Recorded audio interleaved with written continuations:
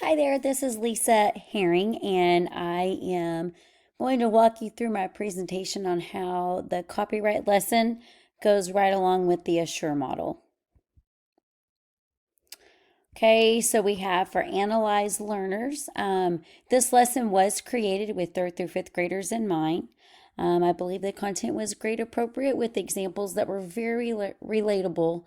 Um, Throughout this lesson, prior knowledge, written text, and pictures were used to make the lesson fun and interesting for all learners. I did use the pictures to help my bilingual learners make connections into this copyright lesson. By keeping this content simple and easy to understand, this lesson on copyright will stick with the kids. Okay, the S for the state standards and objectives. At the end of this lesson, students will be able to understand copyright, copyright infringement, and fair use. They will also be able to identify an example of a copyright infringement that was relatable. They will be able to apply the 10% rule when creating digital content.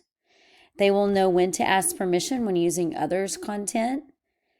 And they will also be able to locate free content to use when they are creating. Okay, we have our select strategies and resources. The method that was used for this lesson was explicit and direct instruction. By creating a PowerPoint, learners were able to use visual and auditory learning.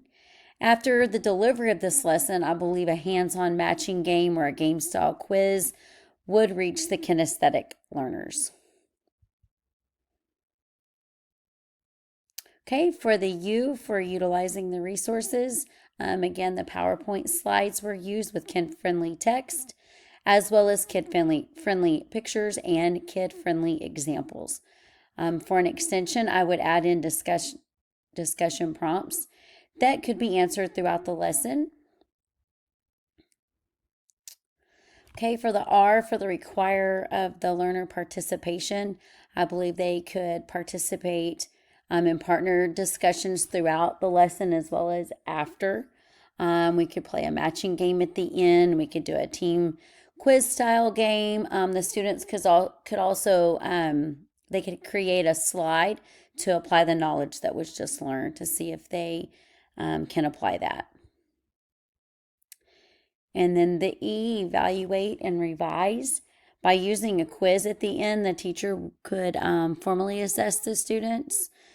Creating slides that the kids can make, or creating a matching game or playing a matching game would also give the teacher an informal assessment.